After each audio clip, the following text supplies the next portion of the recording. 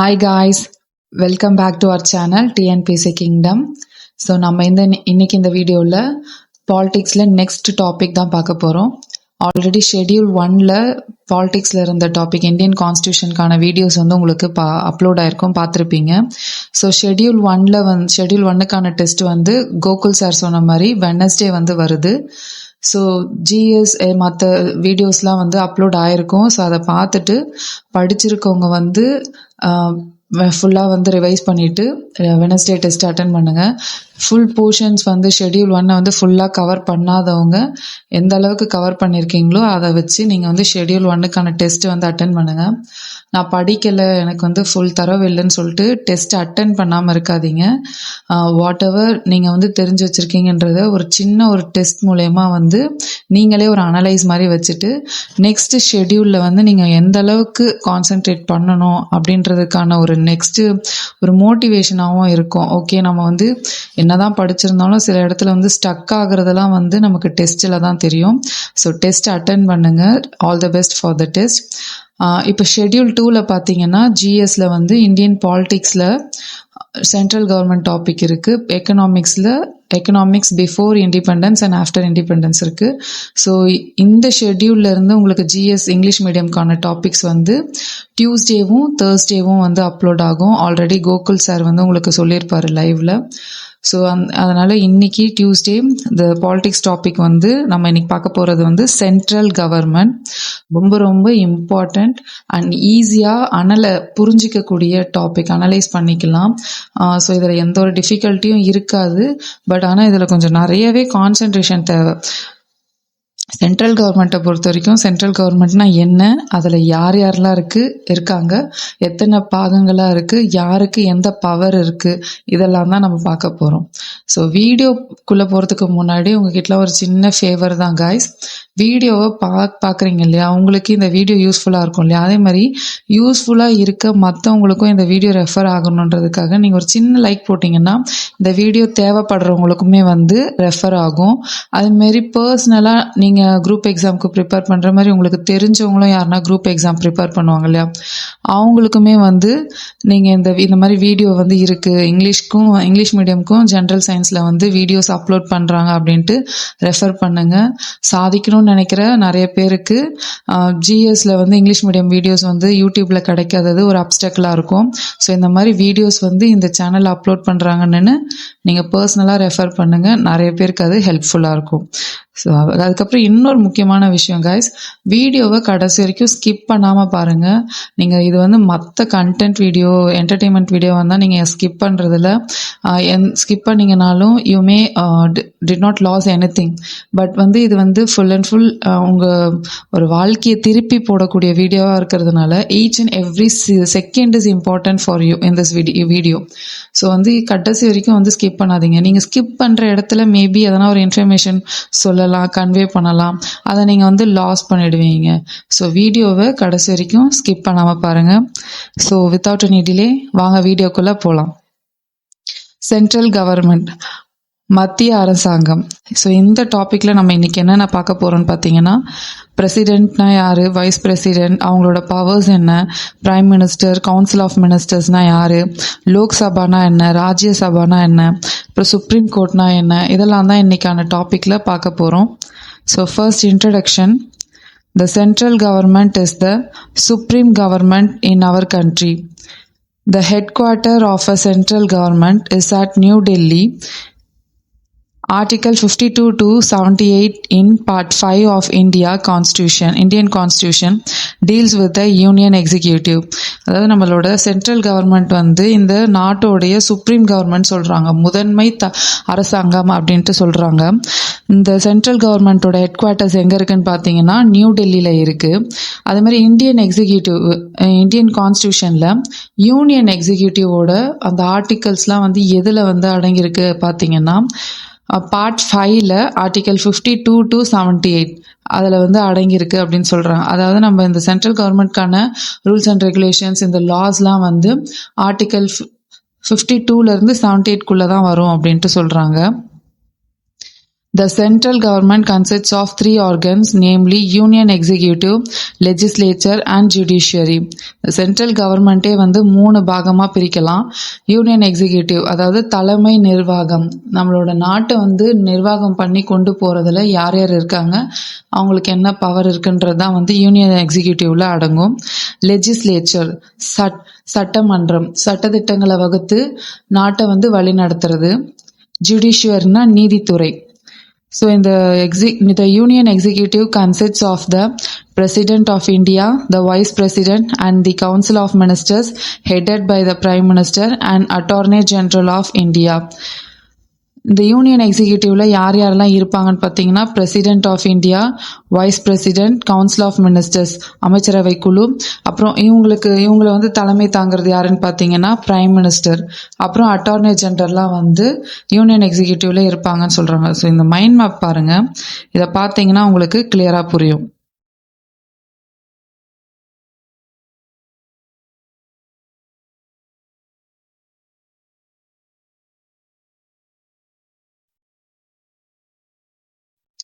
Central government மூணு பாகமா பிரிஞ்சிருக்கு.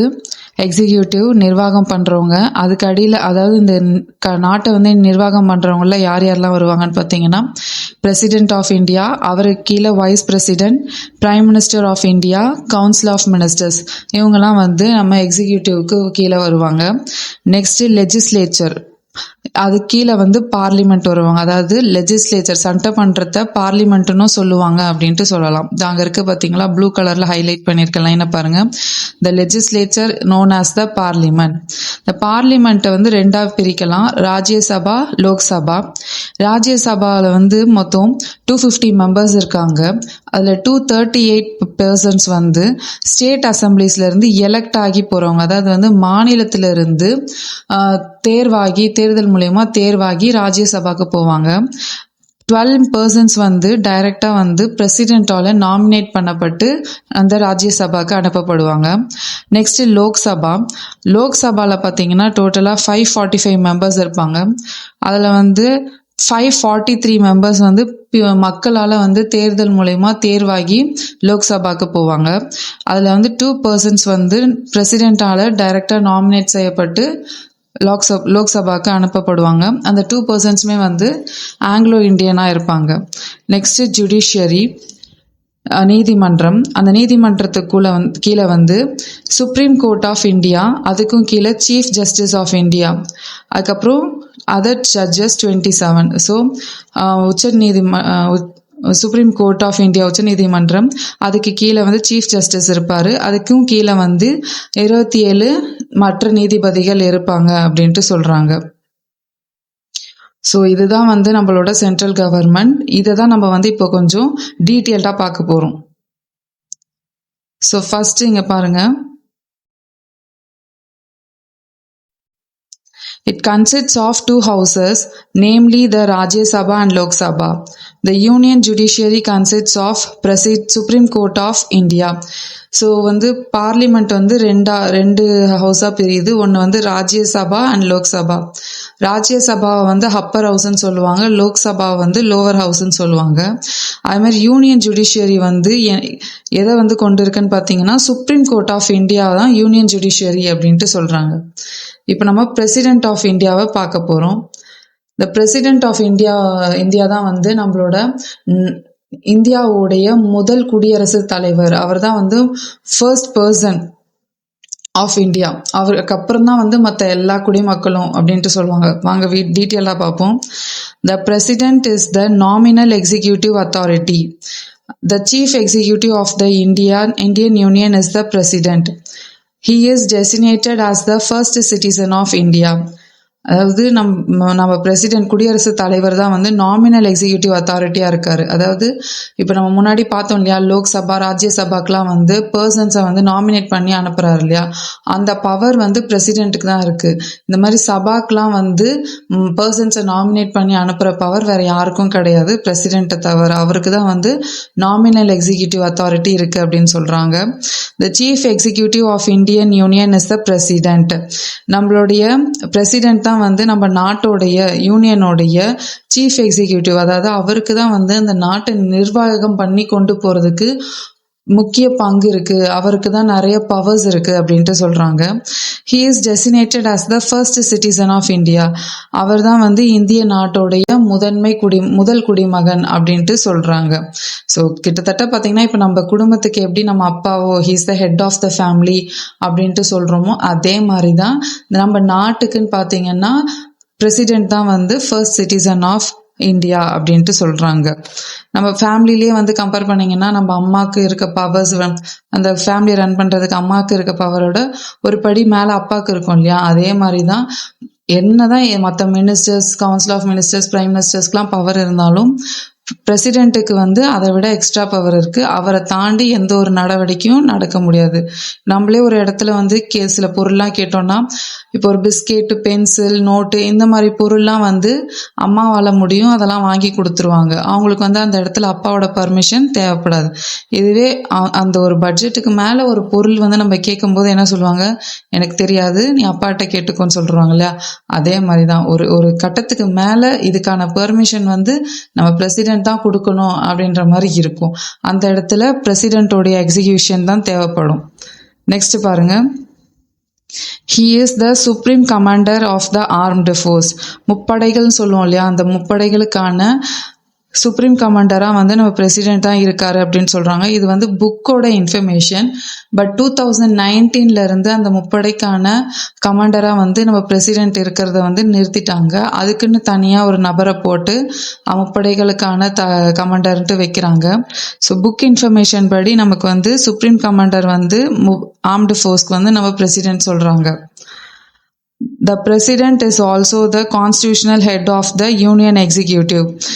நம்ம அரசியல் அமைப்பு சட்டத்துக்கான எக்ஸிகியூஷனை வந்து பண்ணுறது வந்து பிரசிடென்ட் தான்.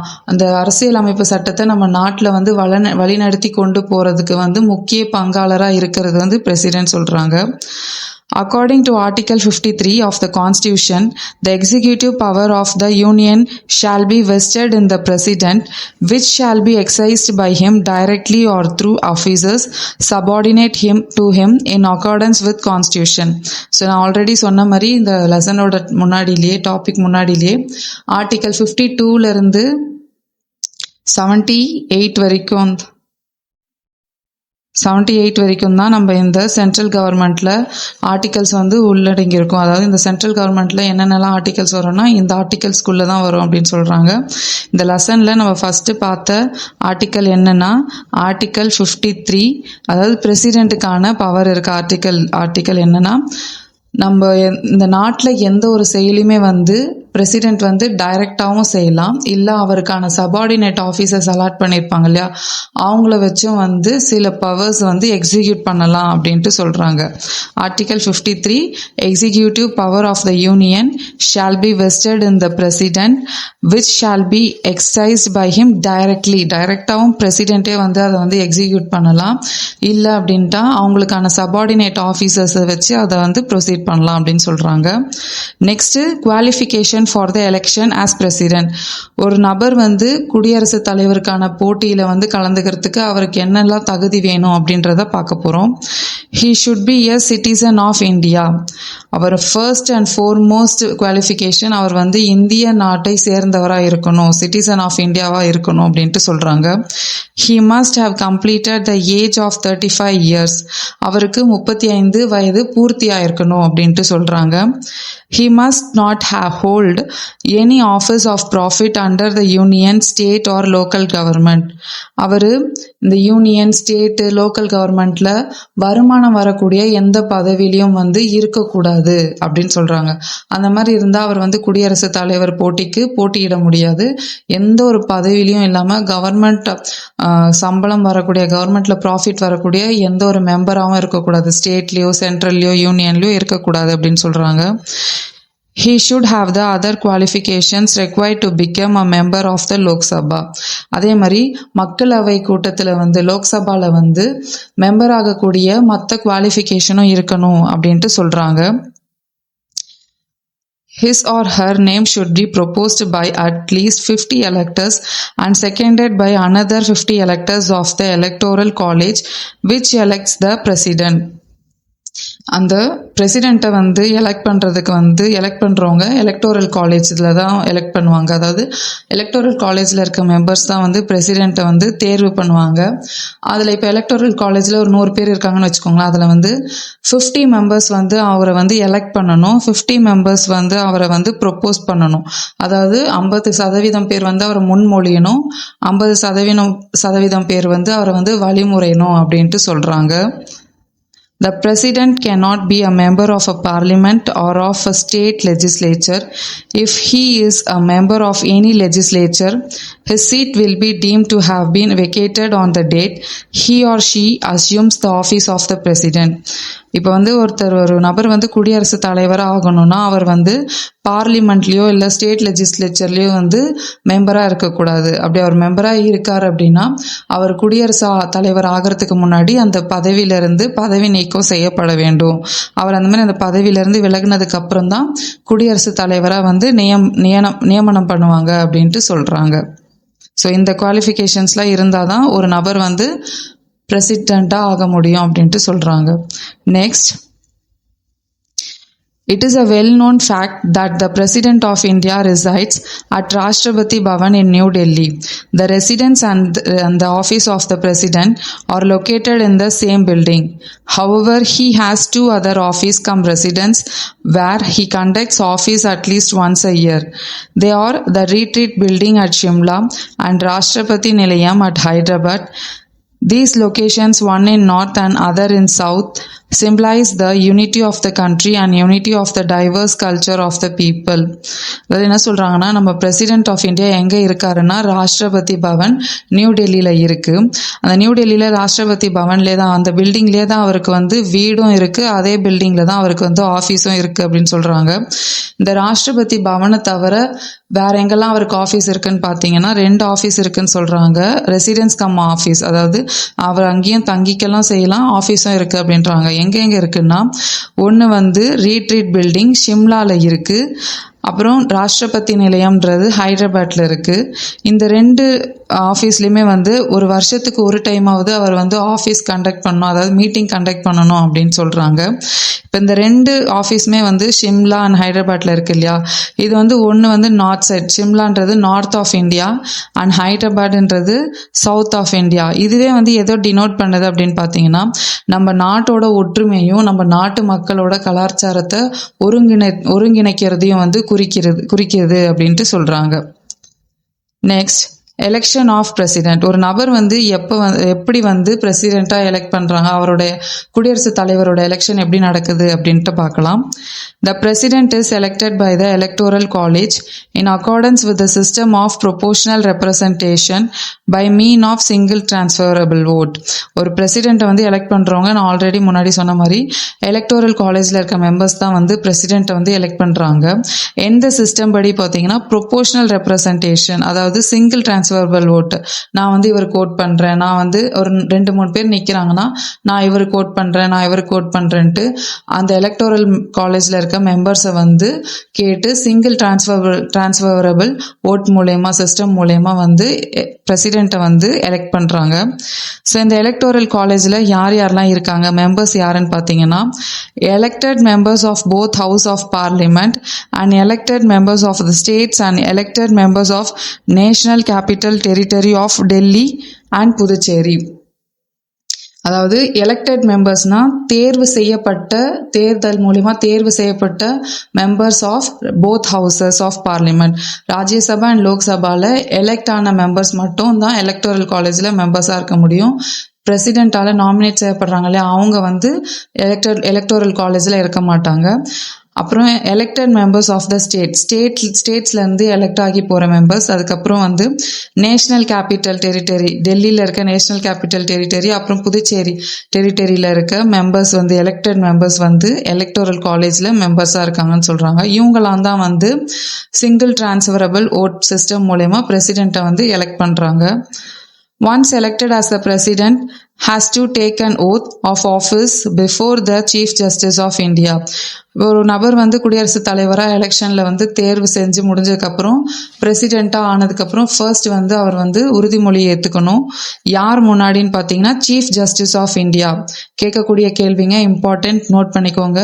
பிரசிடெண்ட்டாக வந்து நியமனம் பண்ணதுக்கப்புறமா ஒரு நபர் வந்து யார் முன்னாடி வந்து உறுதிமொழி ஏற்றுக்கணும் அப்படின்னா சீஃப் ஜஸ்டிஸ் முன்னாடி, சீஃப் ஜஸ்டிஸ் ஆஃப் இந்தியா முன்னாடி உறுதிமொழி ஏற்றுக்கணும்.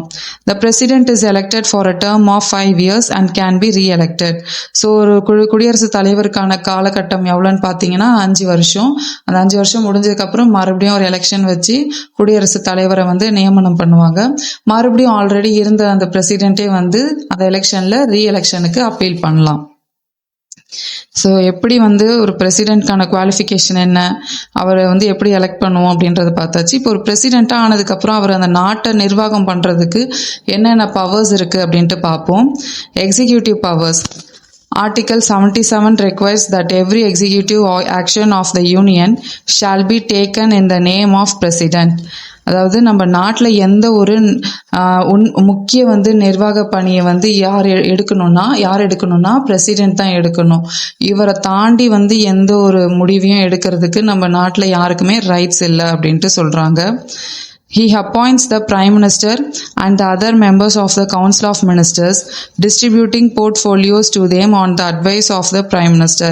ஸோ வந்து நம்ம பிரசிடெண்ட் வந்து யாரெல்லாம் வந்து அப்பாயிண்ட் பண்ணுறதுக்கு ரைட் இருக்குன்னு பார்த்தீங்கன்னா பிரைம் மினிஸ்டரை அப்பாயிண்ட் பண்ணலாம், அப்புறம் கவுன்சில் ஆஃப் மினிஸ்டர்ஸை வந்து அப்பாயிண்ட் பண்ணலாம். இதுவும் முக்கிய கேள்வி. இவங்களெல்லாம் வந்து அப்பாயிண்ட் பண்ணுறது யார் அப்படின்ட்டு கேட்பாங்க, நோட் பண்ணிக்கோங்க. ஸோ இந்த கவுன்சில் ஆஃப் மினிஸ்டர்ஸ் அப்பாயிண்ட் பண்ணதுக்கப்புறம் அவங்கவுங்களுக்குன்னு ஒரு துறையை கொடுக்கணும் இல்லையா. இப்போ ஒரு 8 பேர் நியமனம் பண்ணுறாங்க அப்படின்னா இவருக்கு வந்து கல்வித்துறை, இவருக்கு வந்து நீதித்துறை, இவருக்கு வந்து கல்வி, அப்புறம் வந்து ஹெல்த் டிபார்ட்மெண்ட் அப்படின்ட்டு நியமனம் பண்ணுவார். அது பண்ணுறதும் வந்து பிரசிடென்ட் தான். பட் யாரோட அட்வைஸில் பண்ணுவாங்கன்னு பார்த்தீங்கன்னா பிரைம் மினிஸ்டரோட அட்வைஸில் பிரசிடென்ட் வந்து அவங்க கவுன்சில் ஆஃப் மினிஸ்டர்ஸ்க்கு போர்ட்ஃபோலியோஸ் வந்து பிரித்து கொடுப்பாங்க.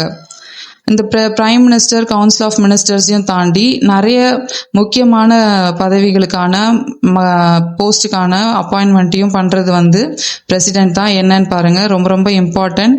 இதை கேட்கறதுக்கு நிறையவே சான்ஸ் இருக்குது. அதாவது இவங்களை அப்பாயின்மெண்ட் பண்ணுறது யார் அப்படின்ட்டு கேட்கறதுக்கு நிறைய சான்ஸ் இருக்குது, நோட் பண்ணிக்கோங்க. These includes the appointment of governors of states, the Chief Justice and other judges of the Supreme Court and High Courts, the Attorney General, the Comptroller and Auditor General, the Chief Election Commissioner and other election commissioners, the Chairman and other members of the Union Public Service Commission, Ambassador and high commissioners to other countries. So இவங்களெல்லாம் வந்து appointment பண்ணுறது president தான். கேட்கக்கூடிய வாய்ப்புகள் நிறைய இருக்குது. நான் முன்னாடி சொன்ன மாதிரி இப்போ chief justice and other judges of supreme கோர்ட்டை அப்பாயிண்ட் பண்ணுறது யார், அப்புறம் எலெக்ஷன் கமிஷனரை அப்பாயிண்ட் பண்ணுறது யார், அப்புறம் யூனியன் பப்ளிக் சர்வீஸ் கமிஷனை வந்து அப்பாயிண்ட் பண்ணுறது யார், அம்பாசிடர்ஸ் அப்பாயிண்ட் பண்ணுறது யார், இந்த மாதிரி கேட்குறதுக்கு நிறைய சான்சஸ் இருக்குது, நோட் பண்ணி வச்சுக்கோங்க. Next legislative powers. He inaugurates the session of the parliament by addressing it after the general election and also at the beginning of the first session each year. This address is essentially identical in nature to a speech from the throne. The president summons parliament at least twice in a year. ஒரு election முடிஞ்சதுக்கு அப்புறமா வந்து அந்த செஷனை வந்து ஆரம்பிச்சு வைக்கிறது வந்து எலெக்ஷனுக்கு அப்புறமா பிரசிடென்ட் தான் பார்லிமெண்ட்ல. அதே மாதிரி ஒரு வருஷம் முடிஞ்சதுக்கப்புறம் இன்னொரு வருஷம் ஆரம்பிக்கும் இல்லையா, அப்பயுமே வந்து அந்த பார்லிமெண்ட்ல ஒரு ஃபர்ஸ்ட் செஷனை ஆரம்பிச்சு வைக்கிறதும் வந்து பிரசிடென்ட் தான். பிரசிடென்ட் வந்து பார்லிமெண்ட்டை வந்து ஒரு வருஷத்துக்கு 2 வாட்டி சம்மன் பண்ணுறதுக்கான பவர் இருக்குது அப்படின்னு சொல்கிறாங்க. கேட்கலாம், நோட் பண்ணி வச்சுக்கோங்க. பிரசிடென்ட்க்கு வந்து பார்லிமெண்ட்டை ஒரு வருஷத்தில் எத்தனை டைம் வந்து சம்மன் பண்ணலாம் அப்படின்னா twice a year. Next, he may send messages to either houses of the parliament with respect to the bill pending in the houses. இப்போ எதனா ஒரு மசோதா பில் வந்து பெண்டிங்கில் இருக்குன்னா அதை வந்து நம்ம வந்து நெக்ஸ்ட் ஸ்டெப்புக்கு கொண்டு போகணும் அப்படின்ட்டு ஹவுசஸ்க்கெலாம் வந்து பிரசிடென்ட் வந்து மெசேஜ் அனுப்பி பார்லிமெண்ட்டை வந்து கூட்டலாம். All bills passed by the parliament became law of acts only after getting assent of the president. Money bills cannot be introduced in the parliament without his approval. இப்போ எதனா ஒரு பில் வந்து ஒரு சட்டத்திட்டத்தை வந்து அமல்படுத்தணும் அப்படின்ட்டு அவங்க ஒரு கோரிக்கை வைக்கிறாங்க அப்படின்னா அந்த கோரிக்கையை இது பண்றது ஓகேவா இல்லையான்னு பார்லிமெண்ட்ல இருக்க லெஜிஸ்லேச்சர்ல இருக்க மெம்பர்ஸ் வந்து முடிவு எடுப்பாங்க. அதாவது அன்னைக்கு வர மெம்பர்ஸ்ல வந்து 2/3 ஆஃப் மெம்பர்ஸ் வந்து ஓகே எங்களுக்கு இது ஓகே இல்லைன்ற மாதிரி ஒரு ஓட்டிங் சிஸ்டம் மூலயமா வந்து ஓகே பண்ணுவாங்க. அந்த பில் வந்து ப்ரொசீட் பண்ணலாமா வேணாமான்னு. என்னதான் அந்த பில் ஓகேவானாலும் அது வந்து நடைமுறைப்படுத்துறதுக்கு மக்கள் கிட்ட ஒரு லாவா வரணும் அப்படின்னா அது வந்து பிரசிடென்ட்டோட கையெழுத்து இல்லாம நடக்காது. அதான் இங்க சொல்றாங்க பாருங்க, அந்த பில் வந்து லா ஆஃப் ஆக்டா மாறணும்னா ஒன்லி பிரசிடென்ட் வந்து அசென்ட் பண்ணாதான், கையெழுத்து போட்டாதான் அது நடக்கும் அப்படின்னு சொல்றாங்க. Money bills cannot be introduced in the parliament without his approval. நிதி சார்ந்த பில்லாம் வந்து பிரசிடென்ட்டோட அப்ரூவல் இல்லாம பார்லிமெண்ட்ல இருக்காது அப்படின்னு சொல்றாங்க, இன்ட்ரடியூஸ் ஆகாது. President terminates the session of both or any of the house of the parliament. He can even dissolve the Lok Sabha before the expiry of the term of the houses. So பார்லிமெண்ட்ல எந்த ஹவுஸோட செஷன்ஸை வேணா terminate பண்றதுக்கு அவருக்கு வந்து உரிமை இருக்கு அப்படின்னு சொல்றாங்க. அதே மாதிரி இந்த லோக் சபாவுக்கான டேர்ம் வந்து 5 இயர்ஸ்ன்னு சொன்னோம். அந்த 5 இயர்ஸ் முடியறதுக்கு முன்னாடியே இல்லை இந்த லோக் சபா இந்த மக்களவை வந்து நடைமுறைப்படுத்துறது வந்து சரியில்லை அப்படின்ட்டு அதை டிசால்வ் பண்ணி மறுபடியும் எலெக்ஷன் நடத்துறதுக்கான ரைட்டும் வந்து யாருக்கு இருக்குன்னு பார்த்தீங்கன்னா நம்ம பிரசிடென்ட்டுக்கு இருக்கு. ஸோ நம்ம ஆல்ரெடி சொன்ன மாதிரி 12 மெம்பர்ஸை வந்து ராஜ்ய சபாக்கும் 2 மெம்பர்ஸை வந்து லோக் சபாக்கும் நாமினேட் பண்ணி அனுப்புவாருன்னு சொன்னோம் இல்லையா. அவங்கள வந்து எதன் மூலயமா வந்து நாமினேட் பண்ணுவார் அப்படின்னு பார்த்தீங்கன்னா literature, science, sports, art and social service to the இதுலலாம் வந்து நல்ல, அதாவது படிப்பு, அறிவியல், ஸ்போர்ட்ஸு, கலைத்துறை, ஆர்ட்ஸு, அதுக்கப்புறம் வந்து சமூக சேவைகள்லாம் வந்து நல்ல ஒரு குவாலிட்டியை கொண்டவங்களை மட்டும்தான் வந்து நாமினேட் பண்ணி அனுப்புவார். 12 மெம்பர்ஸ் டு ராஜ்யசபா, அப்புறம் 2 மெம்பர்ஸ் டு லோக்சபா. அந்த 2 மெம்பர்ஸ் டு லோக்சபா அனுப்புறாரு இல்லையா, அவங்க வந்து ஆங்கிலோ இண்டியனா இருப்பாங்க அப்படின்ட்டு சொல்றாங்க. Next, financial power. Annual budget of the central government is presented before the Lok Sabha by the Union Finance Minister only with the permission of the President.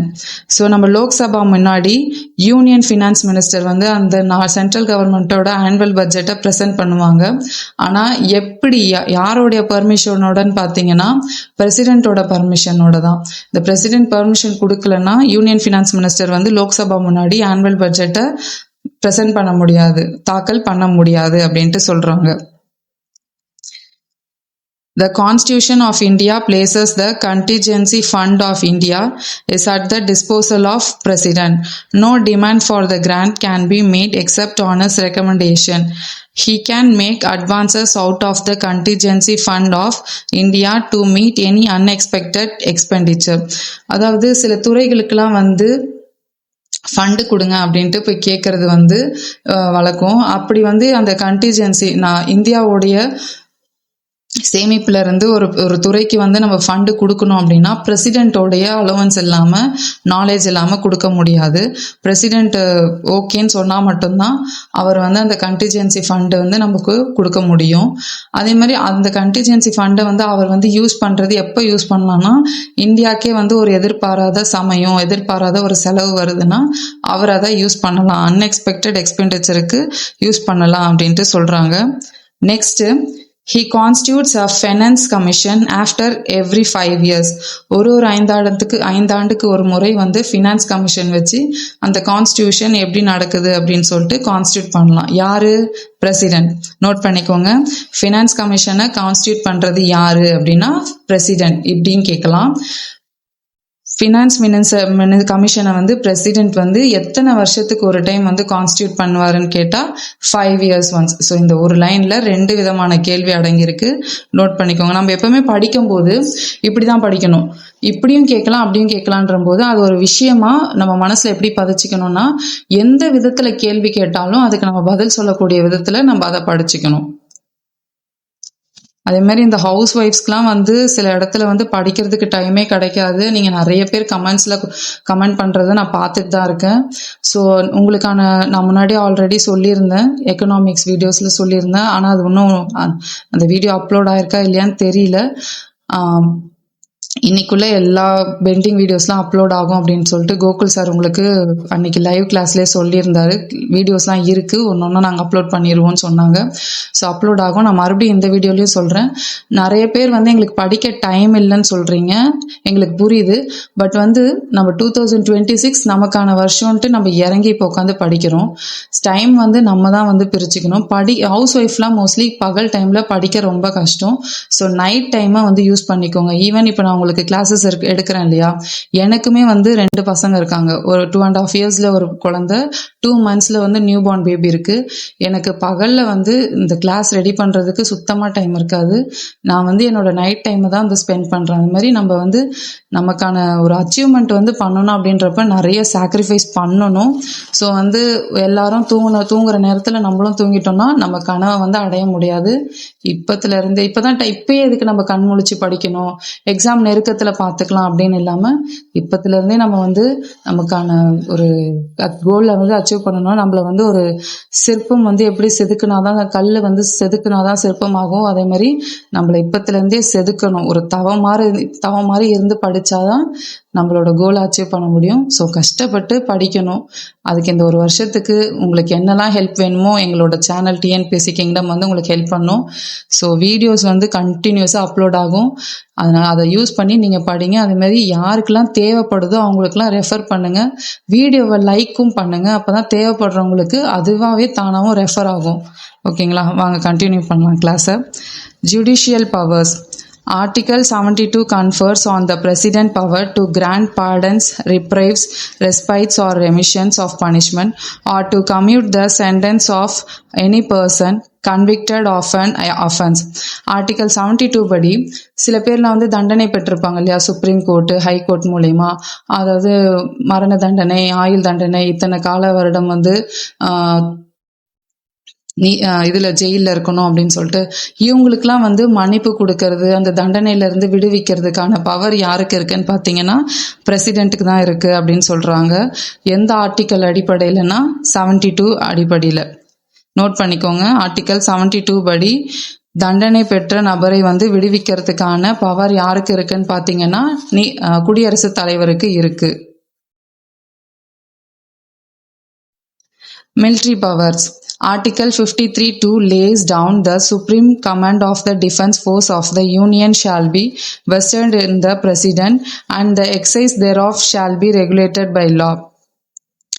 முப்படைகளுக்கான கமாண்டரா வந்து யார் இருந்தாங்கன்னு பாத்தீங்கன்னா பிரசிடென்ட்டா இருந்தாங்கன்னு சொல்றாங்க. பட் 2019 இருந்து பிரசிடென்ட் கிடையாது, அதுக்குன்னு வேற ஒரு ஆளை வந்து அப்பாயிண்ட் பண்ணி தான் வந்து முப்படைகளுக்கான தளபதியா வந்து கொண்டு போயிட்டு இருக்காங்க. இந்த மாதிரி விஷயத்துலலாம் வந்து அப்பப்ப மாற்றம் ஏற்பட்டுட்டே இருக்கும் கரண்ட் அஃபேர்ஸ் படி. ஸோ இப்போ இந்த புக் படி அந்த டிஃபென்ஸ் ஃபோர்ஸ்க்கு வந்து கமாண்டரா, சுப்ரீம் கமாண்டரா இருந்தது பிரசிடென்ட் தான். நம்ம எக்ஸாம் நெருக்கத்துல எதனா ஒரு சேஞ்சஸ் இருக்கு அப்படின்னா நாங்கள் கண்டிப்பா வந்து வீடியோஸ்ல அப்டேட் பண்ணுவோம். நம்ம இந்த இப்போ ப்ரெசென்ட்ல வந்து இந்த புக் படியும் பார்த்துக்கலாம். நான் இப்போ இன்ஃபர்மேஷனாகவும் சொல்கிறேன், நோட் பண்ணிக்கோங்க. 2019 பிரசிடென்ட் வந்து முப்படைகளுக்கான கமாண்டராக இல்லை, அதுக்குன்னு வேற பர்சனை தான் வந்து அப்பாயிண்ட் பண்ணுறாங்க. Diplomatic powers. The President appoints Indian diplomats to other countries and receives foreign diplomats posted to India. The ambassador designate becomes ambassador after calling on the President and presenting his credentials. All treaties and agreements with foreign states are entered into in the name of President. நம்ம நாட்டில இருந்து வெளிநாட்டுக்கு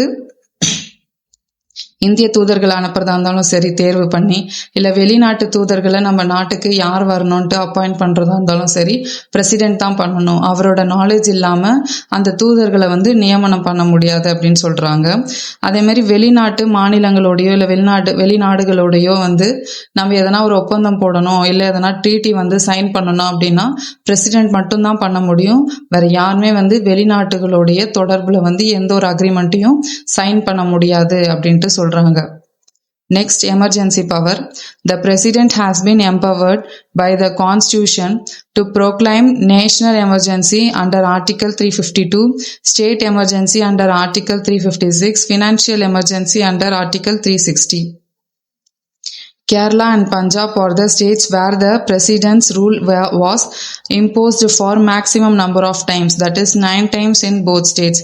so emergency powers பிரசிடென்ட்டுக்கு வந்து எந்த காலகட்டங்களில் வந்து emergency பவரை எந்த ஆர்டிக்கல் வச்சு யூஸ் பண்ணணுன்றதை நம்ம கான்ஸ்டியூஷன் வீடியோலையுமே வந்து ப்ரீஃபாக பார்த்தோம் டீட்டெயில்டாக.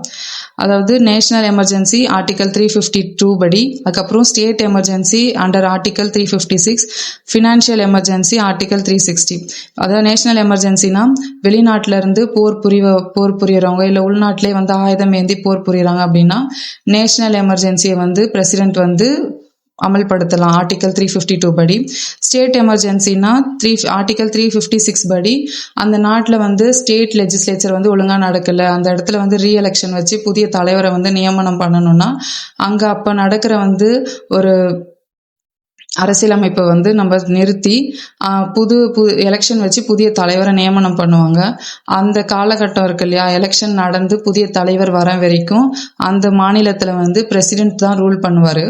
அது யாரை வச்சு பண்ணுவாருன்னு பார்த்தீங்கன்னா கவர்னரை வச்சு பண்ணுவாங்க. கவர்னர் மூலயமா அந்த மாநிலத்தில் வந்து பிரசிடென்ட் ரூல் நடக்கும்.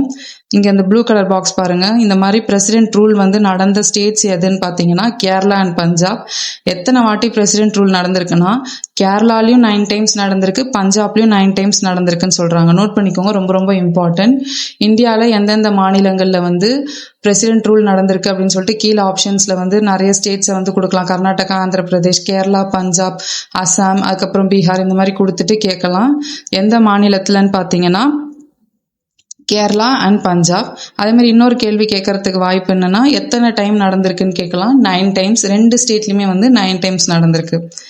அதே மாதிரி ஃபினான்ஷியல் எமர்ஜென்சி ஆர்டிகல் 360, அதாவது இந்தியாவில் வந்து நிதி சம்பந்தமா எதனா பற்றாக்குறை ஏற்பட்டா ஆர்டிகல் 360 படி ஃபினான்ஷியல் எமர்ஜென்சி அறிவிச்சுட்டு அதுக்கப்புறம் அந்த டைம்ல வேலை செய்யற சுப்ரீம் கோர்ட் ஜட்ஜஸ், அப்புறம் ஹை கோர்ட் ஜட்ஜஸ், அப்புறம் சீஃப் ஜஸ்டிஸ், இவங்களோட மற்ற வகுப்பினரை சார்ந்த முக்கிய பதவியில இருக்கவங்களுடைய சம்பளத்துல பாதியை குறைச்சி அந்த நாட்டோடைய நிதியை வந்து நிதித்துறையில எந்த பிரச்சனை ஏற்பட்டிருக்கோ அதை சரி பண்ணுவாரு.